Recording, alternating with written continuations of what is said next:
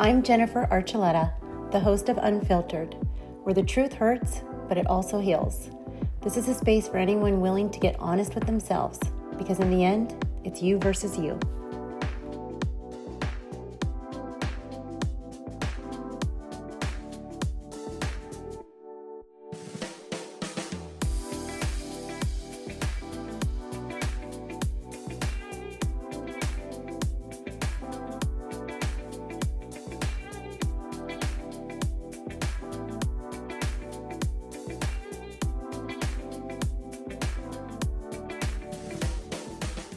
Today I'm joined by Sean Patrick Flanery and his wife Lauren, two people who are grounded, driven, and intentional about the life they've built. Sean's had a long respected career in film known for powerful, unforgettable roles. Lauren also had a successful career in the industry, and together they've created a home centered on faith, family, and purpose. We talk about parenting, homeschooling, swimming, JiuJitsu, and what it really takes to stay connected in a world that pulls you in every direction. This episode is a look at what matters most to them and what makes the Flanery family who they are. So Sean, my first question for you is there a role that changed you? You know, without sounding stupid, they all kind of changed me. You know, I learned from kind of everything. But the ones that impacted certainly my career more than others, Powder was really the first role that I ever had that I really, really wanted for creative reasons. I absolutely loved the script. I loved the story. And I tried really, really hard to get that role. All the others offer more, it's a lot of great people connected with it. It'll promote your career. It's good for, your longevity. But Powder, that script, that could have been a tiny, independent film with a $500,000 budget, and I still would have killed to have done it. That was the first, and it, set me off on a path of wanting to do more movies like that, that I truly just wanted to be a part of for nothing more than creative reasons. I loved that movie. That was one of my favorite movies, and I remember going to the movie theater. We didn't go too often, but that was one that my dad took my sister and I to see, so that one I loved. Why do you think Boondock Saints hit so hard with people? Like, what do you think it was about that movie? Because I think society has bred a collection of people that stay on their bar stools. Bad things happen. I think society has bred a population of people that pull out their cell phones instead of jumping in when necessary. And that was the first movie that had people getting off their bar stools saying that shouldn't happen. And they took action. And I think a lot of people went, whoa, that. And I think it... it comes from the Josie Wales ilk of film, and there's a reason that people love that, because here's a dude that started righting wrongs. I think it spoke to them in their language at a time when nobody was really doing that. There's a line in there. That's Italian. Could you do that for us? Well, that's Italian. Do you speak any other languages? When I left the country to go do Young Indiana Jones, and I spent a ton of time, 6 years I was out of the country.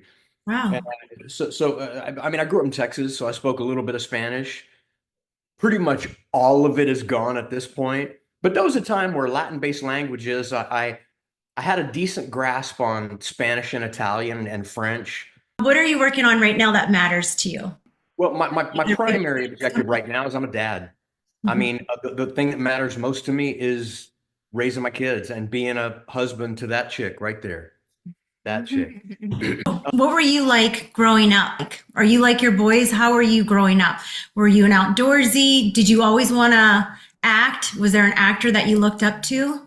There was never an actor I looked up to, and I never wanted to be an actor, if I'm being honest. It just kind of happened. I didn't know what I wanted to do. And what was I like growing up? I was kind of a punk. If it wasn't bolted down, I was throwing it at something that moved. I got in way too many fights. I had almost a physical Tourette syndrome. I couldn't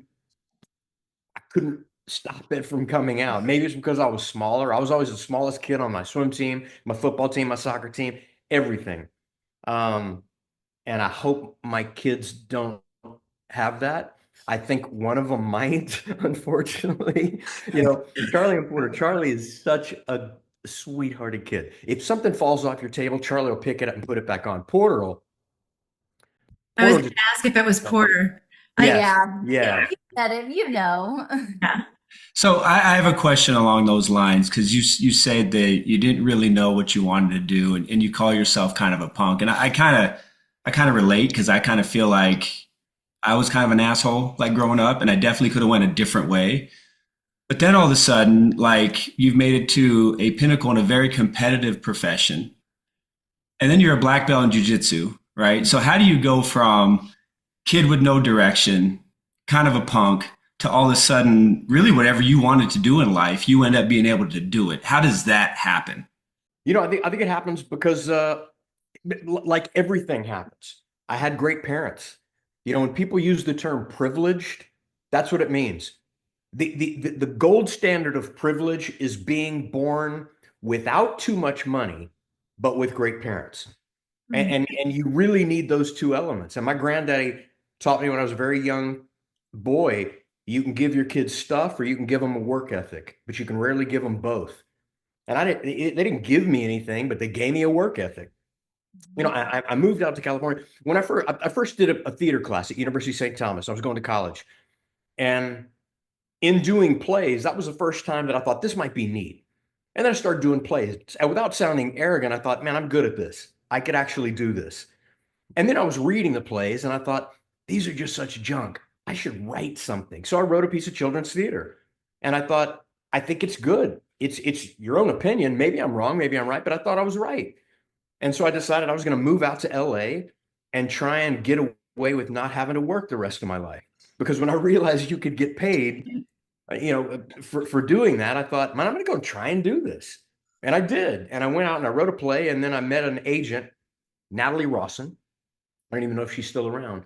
She said, why don't you let me submit you on some commercials? And I said, yeah, if it supplements my writing career. And then I got 3 national commercials. And then she said, let me submit you on some theatrical, which means TV and movies. I said, yeah, if it supplements.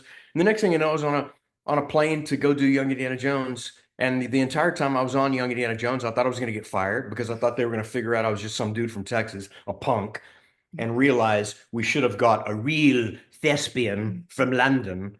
And it never happened. And the work just kept coming. And, I tried my best and I was nice to people. I mean, I like the chick will tell you, it's like I've in 35 years, I've been to 2 premieres in my life, and she's been to one of them with me. It's and it's not that I'm so grounded that I don't do that stuff. We had a ball at premieres. We love it. But realistically, there's always something that I'd rather do. And growing up in the industry in Hollywood, I was always on a martial arts mat. My passion was really there. If somebody invited me to go to a premiere, but I was going to have to miss training for an upcoming tournament, man, my heart was on the mat. Yeah. But don't get me wrong, I'm not not so grounded that I don't go to premieres. We love that stuff. People watching that, we'd love it. And I think that's kind of what kept me sane, in Hollywood. And she was down with it too. She wasn't like, we got to go to these. You know, she was a homebody, kind of like me. Yeah. Sounds like us. Yeah. Yeah. So you guys left Hollywood. How has that changed your life? Do you miss anything about it? We went from LA to Texas, right about when Charlie was like going to be starting like preschool, kindergarten, and we kept going and visiting his parents. And I was like, man, it's great here. They have land, a yard for the kids to run around, and we just did it. And we loved it. We loved living in Texas. We made a lot of great friends. We had a great dad's jiu-jitsu group. And then we moved to Oklahoma, like more land, but we like it. We like it a lot better than LA, especially going back to LA now. It's not the same as when we were there. Okay, she's being politically correct. I'll tell you this. When I met her and when we started getting serious, I interviewed her. How I'm long not ago was joking. that? What's that? How long have you guys been together? I can't remember. Almost 20 years. 20 years, man. So So 20 when I years. met her and it started getting serious, I asked her questions because I wanted to know who she was. Like I'm not kidding, top to bottom. I asked her who she voted for. What does she think about corporal punishment? How does she want to raise her kids? What about fiscal responsibility? Does she believe in homeschooling, public school system? I asked her Health insurance. This is like, I asked her I everything. was just like, am I okay? What is going on? Like, we had been dating and it was like pretty regular, and then all of a sudden I was like getting quizzed, and I was like, Well, what's look, going everybody's on? courtship is nice ass or what a rack. And I wanted to, that's cool for that'll last you a month or so. But if you're talking about having kids, I need to know who she is as a person.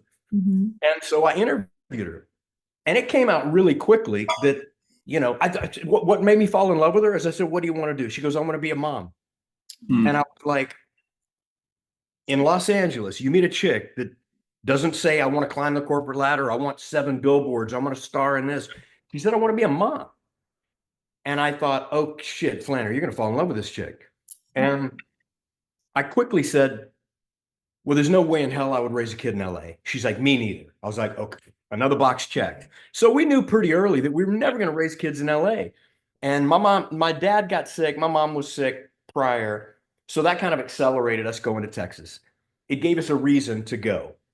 Outside of, we were going to wait until Charlie was a little bit older before we mandatory had to leave LA, but that kind of accelerated it. And we got out and we realized quite quickly, our only regret is we didn't do it sooner. Not until you leave do you go, holy shit, why have we been there even as long as we have? And we left and nothing changed. We realized pretty quickly that this is where we're meant to be.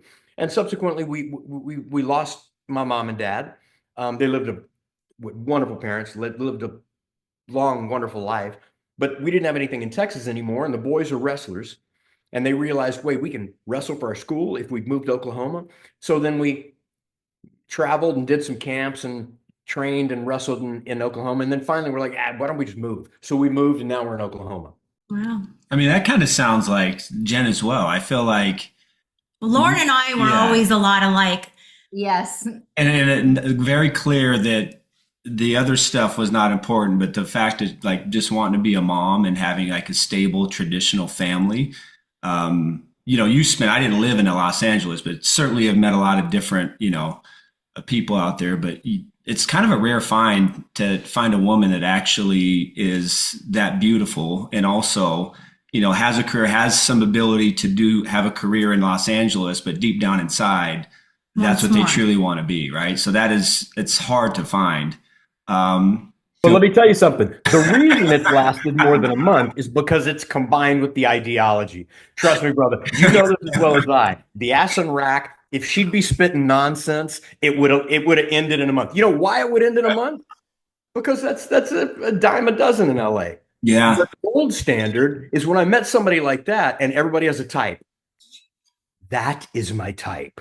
Like the top of the pyramid, my type. Yeah. So when he started spouting things that I agreed with, I was like, you're either full of shit and you're trying to sell me on something because you think that that's what I want to hear, or you're being honest. And then the more I started asking her things that I know we haven't even talked about, she started giving me those answers. I was like, Flanery, you're fucked. You're going to marry this chick. And that's coming from a dude that said I would never marry anybody. There's no way I'd enter into a contract where I stand to lose 50% and gain nothing. But I'll tell you something. We'd been together for a long, long time. And I presented to her things that no woman should be okay with. And she said, okay. She kept saying, okay. And then finally I realized, you know what? I'll risk losing everything to her just to make her do this, to make her go and relax, knowing, no, this dude's going to risk losing everything to make her feel comfortable that I'm not going to leave her, which I'm not. If that little gesture makes her feel like that in motherhood, I'll gladly do it. But I didn't know that until I actually got there. Where did you guys meet and how did you meet? Julie McCullough. Oh, really? Okay. She ran into him at a party, and said, "Oh my God, you're not here with the girl. And you were with like Alfonso." And Again, politically correct. We were at a Playboy Mansion party, and Julie comes up and she goes, "Flanery, I never see you with a girl. How come I never see you with a girl?" I said, "The whole platinum blonde, quadruple Ds, it's just not me." And she's like, she thought about it. She goes, "But I never see you with..." She left. She came back 20 minutes later. She holds up her phone. She goes, "You're going to want her to have your kids." And I took the phone. I was like, "I'd certainly like to try to have some kids." And I'm not kidding. I said, "Call her. Tell her to come up here." She's like, "She's not going to come up here." I said, "What do you mean she's not going to come up here?" I said, "Well, give her my number. Have her call me." She's like, "She's not going to call you." I said, "What kind of LA chick ain't going to call a dude? She's going to call me." So about 2 weeks later, so Julie goes, "Send her a MySpace message." This is how long ago. And I said, "I don't even have a MySpace account." She goes, "Send her one." I said, "Okay, I will." So she told me her name was Lauren Hill. For some reason, I remembered Lauren Holly. So Julie called me like 2 weeks later. "You didn't send her a MySpace message." So I said, "Okay, Julie, I'll start a MySpace." And I looked up Lauren Holly, and it was Jim Carrey's chick. And I'm like, that looked nothing like, and that's not my type. That looked nothing like. So anyway, Julie said, no, it's Hill. So I started a MySpace, and I sent her a message. I put a picture of me when I was 8 years old, and I sent her a message that, speaking of which, we're in my office. This is every single message I sent to her on MySpace. Aww. Printed these out one Valentine's or birthday and gave it to me. This is our courtship. So I sent her a MySpace message with a picture of me when I was 8 years old. And I said, "Hey, my name is Sean. Julie McCullough said I'm going to want you to have my kids. How you doing?" And we started talking. And for about a month, we tried to get together. I'm like, "Hey, I'm going to be meeting a guy at this restaurant. You want to meet up, have a drink?" "Oh, I'm busy. I'm doing this. I'm doing..." Finally, I was like, whatever. We kept talking and talking and talking. And then I said, "I'm going to go with a buddy and a lot of friends to a place called Happy Ending on Sunset, if you know the place." And she goes, "Okay, yeah, me and my friends will meet." So she and Julie and everybody met us up there. Lori, Julie, and I think maybe Penny was there too. Deanna. Deanna was there. And we met at Happy Ending. And it was like a reverse catfish. When she walked in, I was like, "Oh my God, this guy," and that was it. I mean, I never left her side after that night. It was kind of like, I met the perfect chick for my life. Was Julie in your wedding? I married her in my living room.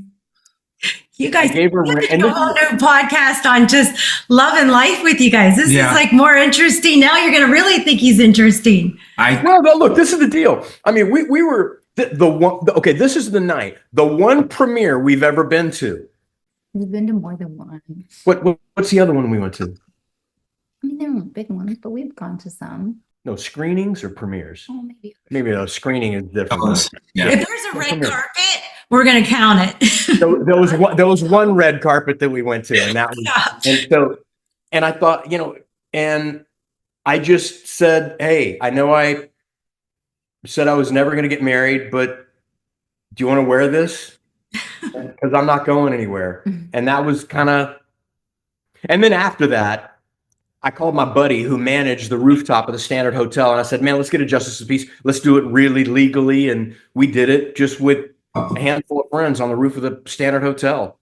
So, and you've been together ever since. Yeah. I feel like we're talking to our mirror image. I'm not as interesting as you are, though. So you're pretty interesting. We already did your podcast. Stop.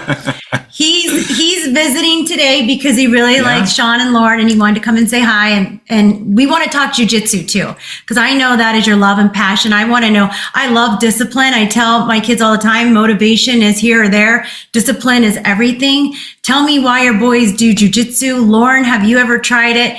And what does that do for you, Sean? Spiritually, mentally, physically? What do you want to say about jujitsu? Because I love it. I wanted to do it. This guy talked me out of it. Well, she'll talk you out of it as well. So I taught her the whole self-defense curriculum. I trained her. She sparred for the first time with an upper belt girl at an academy, and she got her sternum bruised. But I'll tell you, look, it's an incredibly invasive procedure for a woman. I'll tell you off the bat, I don't roll with women. There's never a single time on the planet Earth that I will be caught in a woman's closed guard, which is basically the missionary position. I'm married, nor would I ever allow her to roll with another man. Call me a caveman, call me old. I don't care. It's not going to happen. She's not going to roll with another dude. I'm not going to roll with a woman. What jiu-jitsu does for me and my kids, there's going to be a time where somebody tries to take something from my kids. They're either going to have no filled with the ability to back up that no, or it's going to be fingers crossed and hope. And I don't believe in the second. I believe in hard things. Jiu-jitsu has really saved my life. It kept me out of the clubs at night. Like I said, going to all the parties.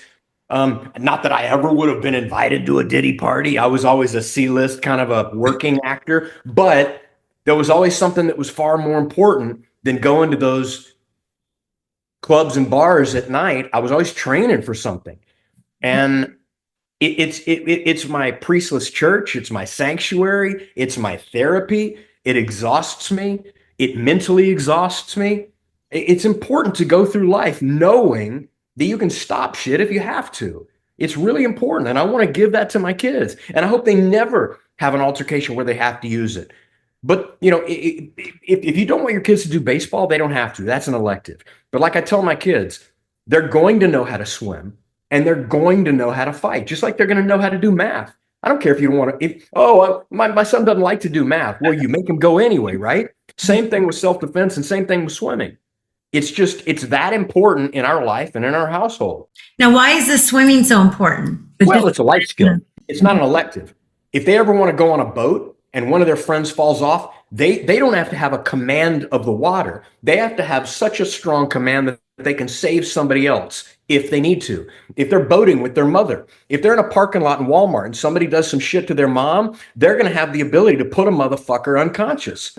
If somebody falls off a boat, Charlie or Porter are going to be able to go, hang on, I will get them. And I'm not going to get drowned in the process. I will be able to bring them back to the boat and save their life. It's a life skill. It's not an elective.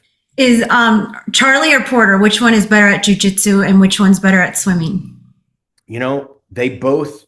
Or they both excel at it? And that's really hard because they're both, I think now we have 9 or 11 state championships in grappling between them. And they both made it to the elite, like Ponderosa level in swimming in multiple strokes. Charlie's better at butterfly than Porter. Porter's probably better at freestyle than Charlie. They're both pretty damn scary jiu-jitsu wise. And jiu-jitsu keeps you in shape. I mean, it's like, without going to the gym, right? Or it severely injures you. Adam got very. Yes. So, it can. Yeah. I'm tweaked in all kind of areas. No, there's very few things that you start in life that if you take a 10-year break, you'll usually forget about it. But like, I still have this calling to get back into jiu-jitsu, since I had my back surgery. It just, it's something that I had to navigate. But I just remember the first time I actually I got into it was after I retired and somebody said, hey, you should try this. And at that time I was, among pound for pound, like world class, as strong and as fit as you could possibly be.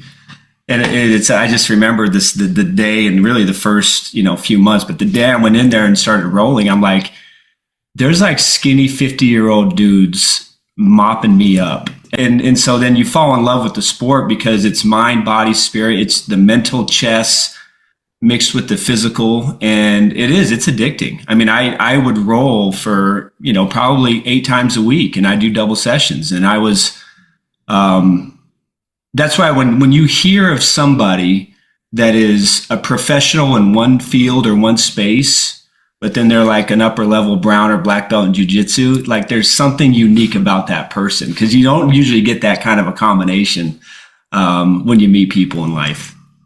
And the community of people are great. You've always really... Oh, yeah, it's my people, right? Yeah. Like guys that roll, like that's my people. You know what I mean? Well, we need to get you back in the gym. Maybe Sean could You got to get back into it, brother. You have to, man. Our circle of friends, our circle of families, like back in Texas, we had, and we're starting it here as well. Do you have your own school? So we started one in Houston. It's still there. I started one in LA in 2003. Became one of the biggest kids programs in Los Angeles. That was in 2003. That closed down with COVID. We started one in Houston. Then we had a second, like a public location called Bandit Combat Sports. It's still run there now. As a matter of fact, all of my dads are coming out here June 8th, 9th, 8th, to come out here and train with us here in Oklahoma. And I teach at Cowboy Wrestling Club here in Stillwater with OSU Cowboy Wrestling Club. So I teach dads and kids here. Like, as a matter of fact, we trained last night. How many hours a day are you and the kids doing this? Or how many hours a week? Man, it depends. I mean, if you're including wrestling as well, a lot. I mean, yeah. But they love it. They love it. And it's a part of our life. Like, I think it's imperative that your kids do sports. Now, for me, there's two that are non-negotiable, and that's swimming and fighting. Now, I'm not saying you have to do tournaments, you have to compete in martial arts, but you have to be good enough to keep somebody from taking something from you, because one day it's going to be your will. And if you keep bending a will, eventually it's going to break and you're going to have a broken man or a broken child. And the same thing with swimming. You don't have to do swim meets and compete. It just happened that they fell in love with it and learning to swim. They're like, wait a minute, so they race this too and you get medals and ribbons? Yeah. Oh, I want to do that. Okay, then we start doing that. Same thing with jiu-jitsu. Like, so it's not just for self-defense. They can do tournaments, and we want to do a tournament. Okay, we'll do a tournament. So that's how it started, and they just fell in love with it. So we do it now out of love. Like, they love to do it. It's just a part of life. So real quick question. I don't want to hijack Jen's deal here, but okay. I want to ask Lauren all the fun mom questions. So you're a hard, you have a realist mentality about the world and competition and preparing your boys to be men. And you certainly drive them hard. For Lauren, is that hard for you? Like, is there sometimes, are you as into that, or do you have to pull back with your kids a little bit and give a little bit of a softer touch? Like, where's that balance? Because I know sometimes Jen is like, hey, you need to relax here. And I'm like, well, no, this is something you have to do. Right. So I'm just kind of curious, like, from your perspective, Lauren, where are you on that train? Well, and we also have a daughter, so that changes things. Yeah. But I would say that there's been like only a few times where I've been like, and it was when they were a lot younger that I was like, maybe that was not, like, you got to separate being a jiu-jitsu coach and being their dad. And now it's dad time. And I think that was only like maybe one or two times. But my kids are pretty driven and they like to succeed. And he is so like comforting to them. Like, if they lose or they're having a hard time, he's really great. I think maybe sometimes I get like competitive sports mom and I'm like, what's going on? And he's like in the corner, just recording, not saying a word. And I'm like behind in the stands, like losing my mind. So I don't know. I could see that. You are competitive, Lauren. Yes. The homeschooling. I loved homeschooling. When COVID happened, I loved it. I know people either loved it or they hated it. How is this like a part of your life? How does it work? What would you tell other people, like your experience with it? And are you on the road, like when you're doing it? Because a lot of times I see photos and stuff. It seems like you guys are always on the road, different states, things like that. So how does it work for you? We started homeschooling during COVID because we had to. And I quickly realized, listening to Charlie's teacher teach him, and I was like, oh my gosh, like, how are you supposed to learn like this? It's hard. And then we had a group of friends who already homeschooled, and they were like, you should homeschool. You should homeschool. And I was like, I don't know. I don't know if I can do it. And they were like, you can do it. It is not hard. And we started it. And of course we had our challenges in like finding our rhythm and routine that worked. But they both excelled pretty quick, because in homeschooling, if you don't understand a concept like multiplication, in public school, they just keep moving on. The class has to move on. The teacher has to hit certain things at certain times. Well, if you're not understanding that, that's a basic principle and a foundation in math. And so we were able to like, no, you're not getting this. We're not moving on to the next lesson. We're going to stop and work on this until you really understand it before moving on. And that really made a difference. I mean, I only have 2 kids to teach, and a teacher in a classroom has 20 plus. And so it really did become a love in that I got to spend more time with my kids. I got to learn what they were learning, like what they were having trouble with, how they learn, and ways to make it fun. And with 2 at different ages and different grades, Porter had, some of the stuff we did together, and Porter really picked it up when Charlie was learning it. So it was really great. And we do travel a lot. We try to go when Sean travels for work. If he's going to be gone 2 weeks, sometimes a month. I mean, we all go and we just bring our schoolwork with us. And there's a lot of things you learn just from traveling, going to different countries, going to different cities, seeing different things. But yeah, they always have their schoolwork. Sometimes we're doing it in the lobby of a hotel. Sometimes we go to a park. I mean, but we take it with us and we get it done wherever we go. What platform are you using? Like which one do you love? We do the good and the beautiful for language arts and reading. It has some geography mixed in there. They do a lot of art, really good reading with sentence structure and kind of a biblical foundation.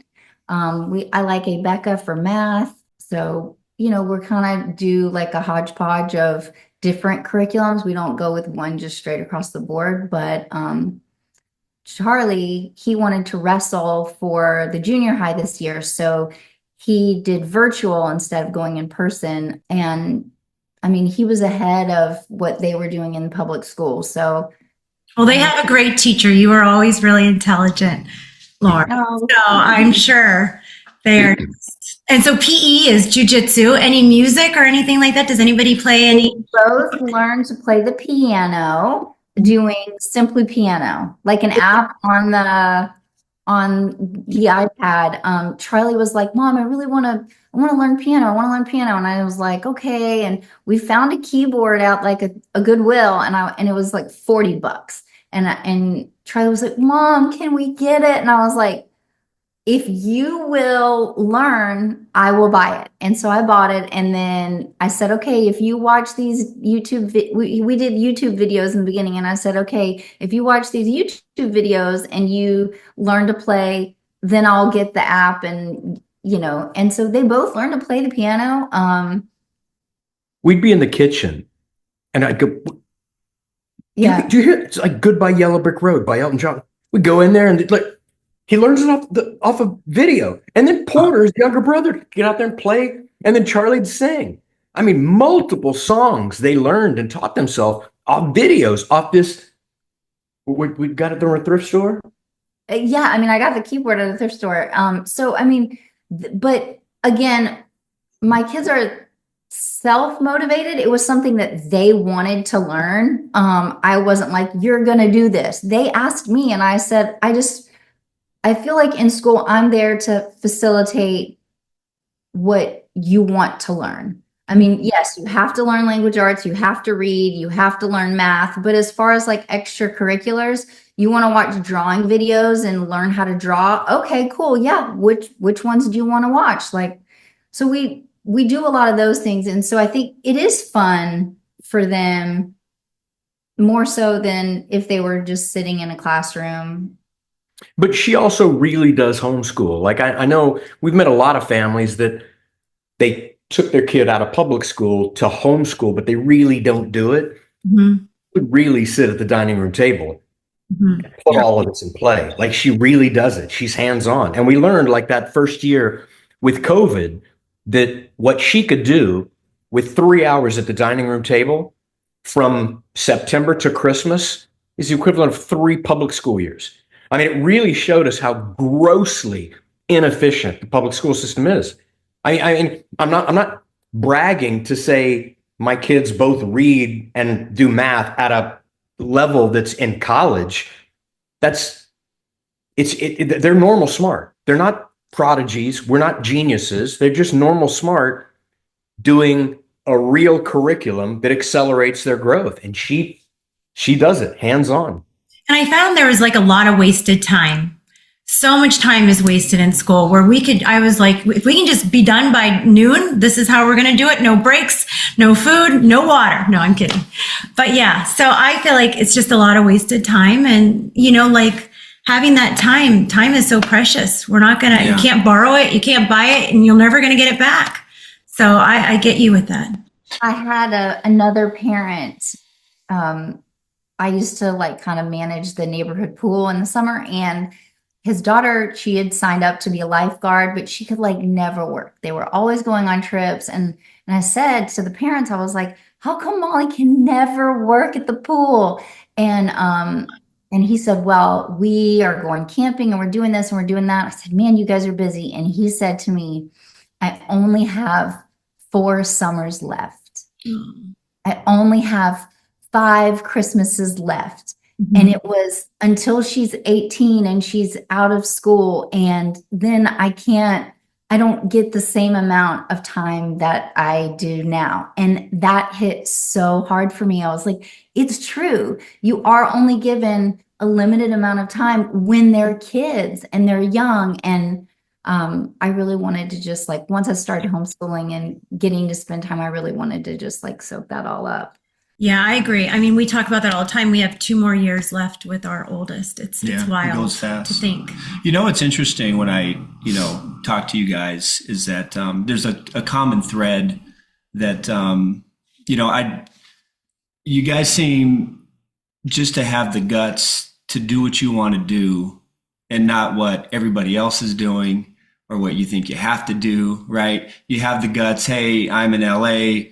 I'm going to go move here. I'm still going to be able to get work. I'm still going to be able to provide for my family. We want to homeschool. We're going to do this. Like, to me, it's like, I feel like we all can get in the trap of doing things because you feel like you're supposed to, or because everybody else is doing things and living their lives. But I really get this sense from you guys. It's that like, no, like we're just going to do what we're going to do, what we want to do, what we think is right. And it may be totally different than what everybody else does or society wants you to do, but life's going to work out and we're just going to just enjoy every moment that we possibly can. And just who cares what everybody else does or what everybody else thinks? I mean, that's kind of rule breakers. That's kind of the sense that I think it's inspiring. You know what I mean? It's Adam's very inspired now. We're going to change a lot of things. Our kids are going to go back on the swim team. Our kids hated swim. Oh my gosh. Everybody would cry. Not one of our kids liked it. And they hated piano. And they hated piano. They're going to watch this podcast. We're like, you're competing with them. No, I'm just kidding. And they don't like to read. Yeah. But you guys seem like you're raising 2 fine young men. So we're going to bring back the arranged marriage for our Piper. A couple more questions. What anchors your family? Like what really grounds you guys? I know we've talked about a lot of stuff like the homeschooling, the JiuJitsu, but is there something that just, this is our family, this is what keeps us? Like I have an ethos that I have on the wall for our kids to read about what our family's about. Like what grounds you guys? One. That's you. I mean, what grounds us is, our fundamental values, our ethics, our morals. It's what grounds us is, our shared thread of belief. We believe in the Flanery family. We believe in our goals every day. And our kids have goals. And those aren't just words that they say, oh, everybody should have a goal, but you never really define it. They will tell you exactly what their goals are. Short term, long term, everything. What grounds us is our conviction to one another. We understand what family means, and it's not just a buzzword. And at everybody's core, I'm sure what grounds y'all is Archuleta. That's what grounds you guys. It's not Jen, it's not Adam, it's Archuleta. That's everybody under the roof. And your commitment to each one of your kids' view on their parents. That's what grounds us, is we're a family to the core, to the nucleus of the word family. That is who we are. There's not one without the other. We are one collective group that's working with each other to make all of us better. We're the Flanery family. And that, whether it pisses people off or not, I like you guys. I like our family better. And I implore you to like your family better than you like our family. It's just the truth. The more you're a team, we're a team. Yeah. And I think like your kids knowing like my parents have my back. Like they love me no matter what. They're always going to be in my corner cheering me on. And I don't mean that just in a sports aspect, but like in your schoolwork, in your relationships, I'm here for you no matter what. And I tell my parents, my kids, I love you no matter what. No matter what you do, I love you. I may not like it, but I love you. And I think that, you have that kind of a bond with your kids and your husband and as a family, that my kids know that that's like a foundation. That's a principle of like, my parents love me no matter what. And I think they go through life with confidence and understanding and caring and, all the things that you want your kid, like you want them to succeed at sports, you want them to succeed at school. But I think some of the biggest things is you want your kid to be a good person, right? You want them to not be a jerk. And kick ass. You want your kid to love Jesus and to know Jesus and to like go through life being just kind and helping others. And yes, I want them to do well at sports. Yes, I want them to be smart and excel in education, but I mostly want them to be good people. When people come up and they go, man, your boy is just amazing at jiu-jitsu, that feels good. But when somebody comes in and they go, man, your boys are articulate, smart, and polite, that's like, man. You know what I mean? It's like you made it a point to single me out, to come and tell me that my kids are different than any other kid in life, in just being a gentleman, in being a well-developed, respected, disciplined gentleman. And it happened to her 2-3 days ago, where a lady approached her, unsolicited, and just said, I just wanted to come and say, and that's what you shoot for, So where are you guys with technology? Do they have cell phones? Do they have iPad time? Do they watch TV? Because you guys have such an interesting way of parenting and I love it. But I just want to know, everybody's really into technology. Where do you guys stand with that? Charlie has a phone to use when, like, sometimes when we go to wrestling tournaments, like the kids are on the floor and the parents are not allowed down there. They're like in the stands. And so in order for us to be able to communicate with him or, hey, meet us here, or, hey, I need a snack or whatever, he does have a phone. It's really minimal as no social media. They don't have unfettered internet access. Like sometimes you weigh in and parents aren't allowed. Well, I don't like sending my kid in a room of 2,000 kids if I'm not allowed. So we got them cell phone. Well, we got Charlie a cell phone so he can stay with his brother. And if they need us, they can call us. But it's like really basic. And, it's kind of funny because he can't correspond with anybody unless their number is in his phone. So that's like us, my mom, my sister. It's like there's nobody. He's very limited in what he can do. We do have iPads. We use them to watch educational videos or whatever. They watch movies on there. They love Legos. Both my kids still really love Legos. So a lot of times they like to look up Lego instructions or Lego videos. But they we watch TV as a family every night before bed. Yeah. I mean, they don't have unfettered access, like you said. They can't just like watch whatever they want. We kind of monitor that somewhat. But yeah, no phones really, no social media. Mhm. So, And I feel like you grew up really like in a good home and you have great parents, Lauren. Are there any traditions or values that you brought from your family to your family? Like, what do you do? Like, what's a day look like for you? Do you cook? Do you bake? Do the boys bake with you and things like that? I make my boys bake with me, but I also have a little girl that loves to. But like, I kind of make them do certain things. I know they don't love it, but what do you do? Like, what do you? my kids love to bake because they like to eat the treats. Yeah. They're like, oh, can we bake pumpkin bread? And I'm like, sure.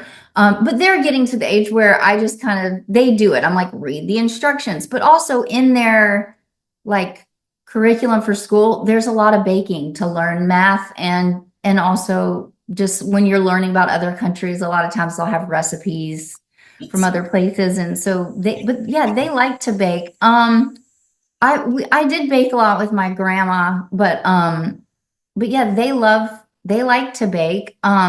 So a typical day, we wake up, eat breakfast. They like to have a protein shake for breakfast.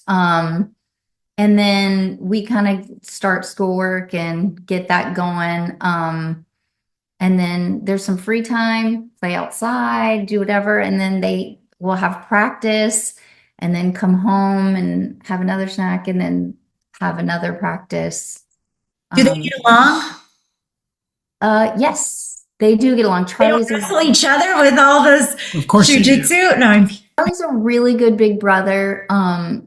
They play fight, but they don't. Knowing jujitsu, I think that prevents them from ever really getting into physical altercations at home because they're both aware what's going to happen. Like Charlie's bigger than Porter, and they both know jujitsu, but ultimately Charlie's going to. One thing that eliminates, a boy from testing another is when you already know the result. Mm-hmm. So they know what's going to happen. So it's not like, well, you're pushing me. Let's see what happens. We do it 3 times a day when we have for the last 8 years. So it's, but I will say this. Thank God Charlie is the older and not Porter, or it may not be the same way. So Have you ever rolled with the boys? Is one like stronger? Can you feel how one might be like more aggressive or things like that? Well, Porter is definitely more aggressive, and he sees red mist much earlier. Unfortunately, like his dad, Charlie is far more. Like I always make a joke, like a kid would have to kick sand in Charlie's face 15 times for Charlie to wreck him. Mm-hmm. If Porter saw a kid looking at sand, Porter may take the initiative. Wow. They're different in that regard, but they're very, very well disciplined. And is one of them more a mama's boy? They both love their mom. Both. They do. They both love their mom. Charlie is super sweet and complimentary, but Porter needs his mom. He's at night, he purposely tries to fall asleep in our bed because he wants to just sleep right next to me. But I'm like, you gotta go upstairs. And he's like, oh. They're both mama's boys. But they both love their mom. They're both really good. I can't complain, but they're both young. I mean, Charlie's about to be 14 and Porter's 10. So we haven't gotten to that stage yet where hormones and all that start kicking in. Sean, you're gone a lot, right? But you guys are always together, even when Sean is gone, right? Well, we don't go every time. If he's gone for a short period of time, if it's 2 days, then I go by myself. But if it's any decent amount of time, I got to go to Albuquerque for 10 days, but they'll come with me for that. I love Albuquerque. That'll be fun. Okay, so I have a fun round for you guys, and it is who's more likely to be late? You are? Oh, yes. Yes. Do you find yourself like finding things to do around the house or things like that? Are you getting ready? What makes you like, because I feel like I'm always running by the, like flying by the seat of my pants. You know, I'm always the one that's like, I'll be getting ready and then I'll tell everybody like, hey, you guys got to get ready. We got to go. And it takes them, because they're all boys, like 2 seconds to get dressed. And then they like walk out the door. And I'm like, I still have to get water. I need help carrying that. Like, you know, I'm always the one that's like the last one to the car. We're always late because of me. I try not to be, but like you said, it's always like, I try to clean up before we leave if I'm ready, or I start doing something and then I get sidetracked. Who would apologize first if you had an argument, which I don't think you guys even argue. I think you guys love each other too much. Always. Okay. Always. Okay. Silliest disagreement. Is there something you fought over recently or in the past that was just ridiculous? I'm sure there has been, but nothing comes to mind. Not serious disagreements if it's nonsensical. Yeah. Like, did you get in trouble for not washing the avocado residue out of the sink? Out of the bowl. Did you let avocado dry on a bowl did you guys, all day? Did you get in an argument about that? No, we didn't. Oh, okay.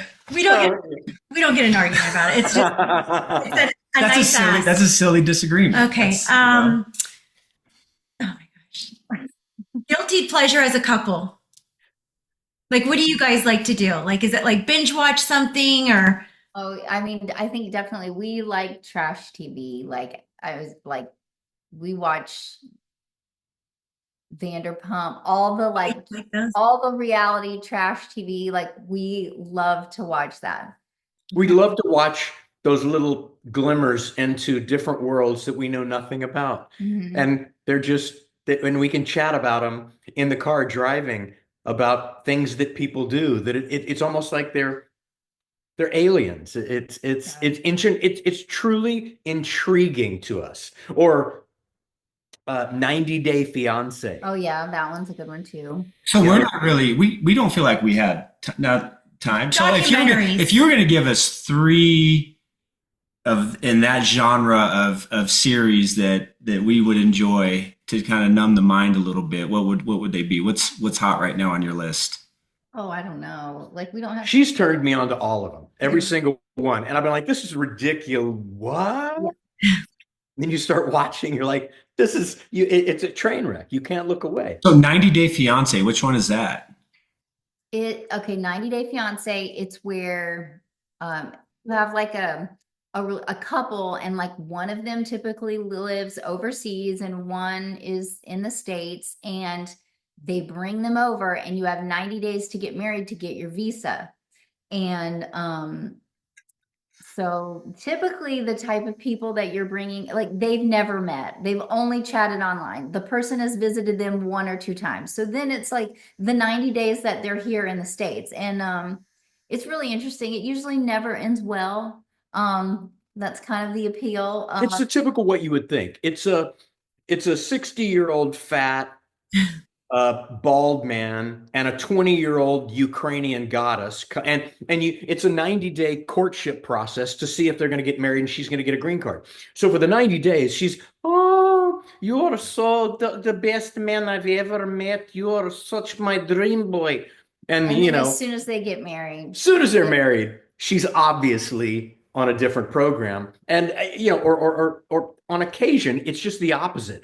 Some Portuguese soccer star that's 20 years old, a kid, and some fat, just 3-foot woman that eats Cheetos 24/7, and he's like, oh yes, I really love you. I love you. You're my ideal. It's intriguing, the lengths that they'll go to and completely lie through their teeth. And these people buy it, and they really do. And they interview these people, and they're like, no, she loves me. She loves me. And you're like, no, bro, no, she doesn't. We just watched we like sports documentaries too. And this was like kind of reality TV and a little bit of sports. And it was about horse racing, which we didn't really know anything about. So we were like, let's watch it. So that one was pretty interesting about like the people who have the money to buy the horses and like them racing in the Kentucky Derby. And it becomes an ego thing for like people with money to outflex, although they don't do anything with the horses. They just buy them. But it's just an interesting study in the human psyche and the sociological process. I find it intriguing. And then we're watching one about polo now too. Yeah. There's One about polo. Yeah. Which we know nothing about. No, but we're like, hey, let's watch it and see. It's interesting. So Perfect night at home. So we just got our grill fixed. So cooking steaks on the outside grill. It'll be when we open our pool for the winter, but it has to be over 70 degrees consistently. So that'll be in the next week or two. And then all climbing in bed to watch a show or a movie. For me, what yours? I mean, I think the same. We both like to eat good food, and just hang out together. And then half of it is like talking about it. Oh yeah, it's not just the show. Half the time we'll put it on pause and then we'll chat about some weird shit we just saw on the show. And the kids too. I mean, if we're watching something that's kid appropriate, half the fun of climbing to bed is the pauses. Mm-hmm. And she can't shut up during a movie anyway, so I got to rewind it because she's talking over like, I'm like, he's talking about plot point. Yeah, he's acting like he doesn't mind, but he'll pause it and then look at me and be like, are you done? Are you done talking? What are you saying? Are you like, what's happening? I always am like, what's happening? I always tell her, well, it's designed for you to keep watching and you'll find out what you're asking me, right? That's how just you're not supposed to know at this point. Yeah. Okay, one quirky thing you guys like about each other. Sean is really ticklish. And I love that he's ticklish because anytime we like play like JiuJitsu, mess around, like I can beat him anytime because he's ticklish. What if the other JiuJitsu? You just gave away the bag there. He'll start getting tickled. He's going to lose every competition. Ticklish is a weird thing. A dude can't tickle me. I'm Adam. I'm sure you're the same way. Your subconscious has to be receptive to the tickle. Okay. Yeah, you know what I mean. It's there's no dude's gonna grab my foot and I'm gonna.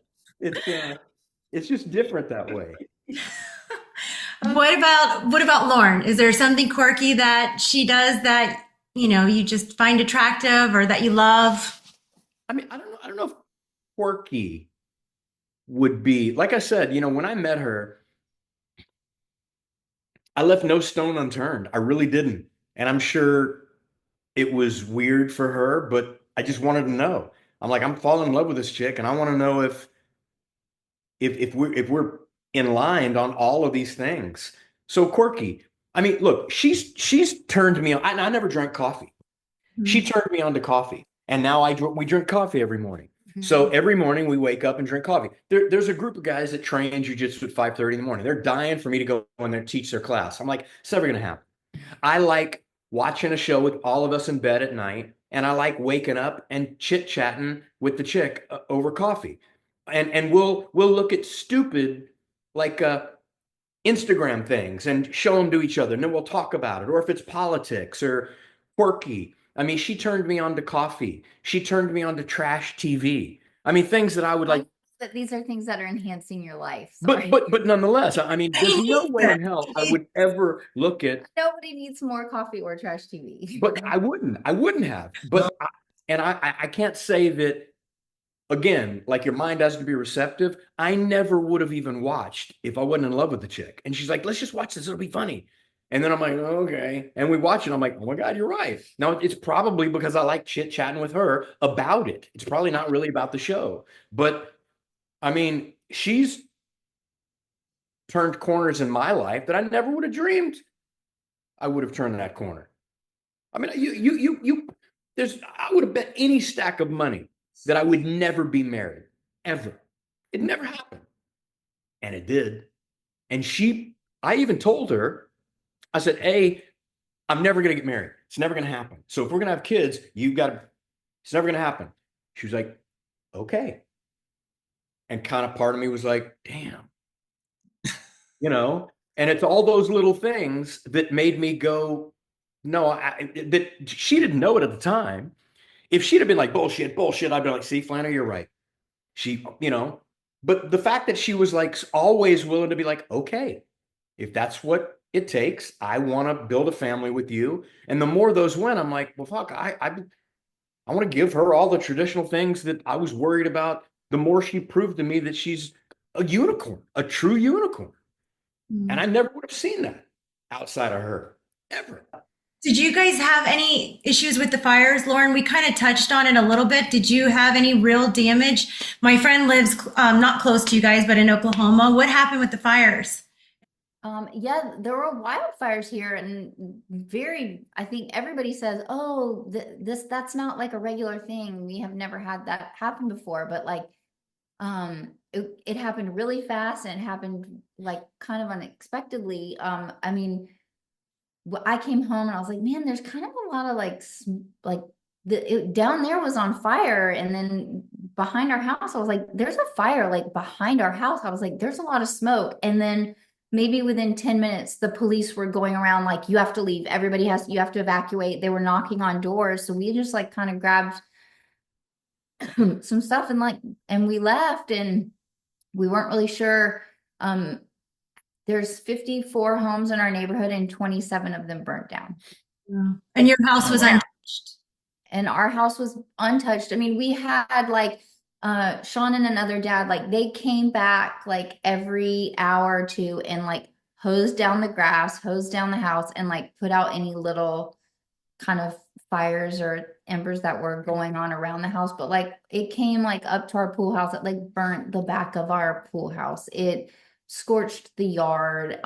The power going out and then coming back on, it like blew some of our appliances. I mean, we had very minimal damage compared to a lot of other people. I think in Stillwater, which is a pretty small town, I think 200 homes burnt down. Yeah. But 50%, 27 out of 54 in our neighborhood are to the ground. Like there's chimney, there's ash and car carcasses. That's it. It really looks like you're driving through a war zone, not to minimize a war zone, but it's pretty devastating. And it burnt around our property line. I mean, they're singed everything all the way up to our property line. And they evacuated. It was mandatory evacuation. Cops made everybody leave. But me and another dad snuck back in and started hosing the property. And I mean, we're grateful. I'll tell you, one of the most amazing things about this. So we evacuated. We went to a friend's house. And as we're leaving, we brought nothing. Like we got in the car, okay, I thought it was precautionary evacuation. As we're leaving, we see the glow in the sky that, oh no, that's 3 or 4 acres, maybe half a mile away. We got to his house, and then we see a live feed of a storm chaser in our neighborhood. Wow. Houses are completely engulfed in flames. My back neighbor calls me. He goes, and I said, I want to get back into the neighborhood. And I thought everything was gone. He goes, look, my house is completely engulfed in flames. I just left. Your yard is already on fire, and the wind's blowing that direction. He goes, if you could get back in, you may be able to minimize the damage. And we're new to the area. I said, how do you get back in? And he gave me directions to take a gravel road to get back into the neighborhood. So me and the dad got in, hosed the property down. But when I received that phone call, I was in there. I was at a friend's house. We all hugged, a little bit of tears, because we knew everything was gone. We were watching it live. Our next door neighbor's house completely engulfed in flames. It was inferno. So we knew for a fact that everything was gone. So the family got the lesson for 3 hours that we're going to wake up, we're going to go to Walmart, we're going to get underwear, t-shirts, toothbrush. We're going to be okay. The family got the lesson that everything is gone, but we're okay. And it's just stuff. Mm-hmm. Well, but Dad, what about granddaddy's car in the garage? You know what? We have all the memories. It's okay. It's gone. We're going to be okay. And they were okay. So I'm very grateful for that window where everybody was not just thinking maybe it would be gone. They knew, including myself, until I arrived here and saw, holy shit, I may be able to save this. So it was a great lesson to understand that we're together, we're healthy, we're safe, and we can go on. Well, last question. Do you guys have an RV? I feel like you guys would have an RV. No. I see your family in an RV just like traveling and having fun and not taking airplane. I don't. I love driving. He loves to drive and like take long, like for wrestling tournaments, like some of them are really far away. And he's like, we'll drive. And I'm like, is he a bad driver? No, he drives really fast. And I'm like, oh my God. Like, I'm constantly just like, watch out. I hate the big trucks on the road. I mean, and he's just like zipping through, and he listens to a book, a podcast. I mean, he just goes. And we drove from Oklahoma to Virginia Beach, yeah. Virginia Beach for a wrestling tournament. It was like 12 hours. Impressive. Does he let you drive? No. He's like, I am not riding in the car with you driving. So, I mean, I just ride. And then he's like, you slept like a lot. And I'm like, what else am I going to do in the car? Every time I drive with him, I don't know how he makes it because I'm like, watch out, stop. I don't know. Just he's not a good driver. Opinions vary. You know what I do, Lauren, because of LA? Gas brake, because I pretty much learned how to drive out there. So when you're driving with me, it's like boom, boom, boom. It's like not good. Well, we haven't seen you guys since 2016. If you guys get sick of your trash TV, maybe we can have a couple margaritas and Zoom. I'm glad Adam joined us. I mean, as soon as he heard you guys were going to be on, he's like, oh, I'd love to talk jiu-jitsu and stuff. And hopefully this has inspired Adam to put back on his gi. Yeah. See, are you surprised I knew that? That's impressive. Yeah. We still have them. They're in the garage. They're just waiting. So, well, I blew out my back. I had to get emergency surgery 3 days before Piper was born. I think they knew that because we talked about that. And I was like probably 2 weeks away from getting my purple belt. And I was just like, did you have it fused? No, it was from playing, and then I was rolling hard and I wasn't taking care of myself. I already had some herniation stuff, and I was rolling with like a 265-pound brown belt, and I was going pretty hard, and there was some like young buck like Brazilians that were in town training, and we were just going at it. And then I woke up and I couldn't feel or move my right leg. It was bad. And my surgeon, thank God I have a friend who's like the top spine surgeon, and he saw me and he said, you got to get surgery like tomorrow. Otherwise you'll lose your nerve. So he had me in surgery, like 3 days later, and took me and then Piper was born. Well, let me add to this story. He was traveling, and then I was like, okay, he's home. I'm going to have this baby any day now. Thank God I had my husband home. And I just wanted her nursery finished. He promised me he'd do that. I was literally on a ladder crying 9 months, finishing the paint. He was in the bed, laid out. I was so pissed because it wasn't like he had this back injury that just happened. It was like from jiu-jitsu, and I could not rest. I had 2 little kids. And then I go to the hospital, and I'm walking, the hospital like you do when you're having a baby. And I can't lift anything over 6 pounds, right? Because I just had back surgery. So I wanted to get him a shirt that said, I just had back surgery, because when I left the hospital, I had my baby. I was the dick, right? The bag, all this stuff. Like she's walking in labor, and I can't like bend. I can't help her. I'm just standing there. I remember I dropped a straw. I'm laying there, and everybody's like, who's this deadbeat, right? And then we leave the hospital, and I have nothing in my hand, and I was carrying my baby. She has Piper in the bassinet, and you know what I mean? Driving us home. Yeah. He was in a gurney next to me, like, yeah. Okay. But yeah. Oh man. So maybe jiu-jitsu it took me 6 months to get my use and feeling of my right leg back. It was crazy. It was very scary. But anyways. Well, thanks for joining again. Anytime, you guys. Pleasure to talk to y'all. Yeah. And I wish you guys lived closer. I really do. Like you said, like-minded individuals. It'd be a pleasure to have you guys around. All right. Well, it was good to see you guys. You too. Yeah. Lauren, let's catch up, like on the phone again soon. Yes. Okay. God bless you guys. All right. You too. Likewise. Take care, y'all. Thanks for listening to Unfiltered. And remember, the truth hurts, but it also heals. If this episode moved you, share it with someone who needs to hear it. And now it's time for the pup of the podcast.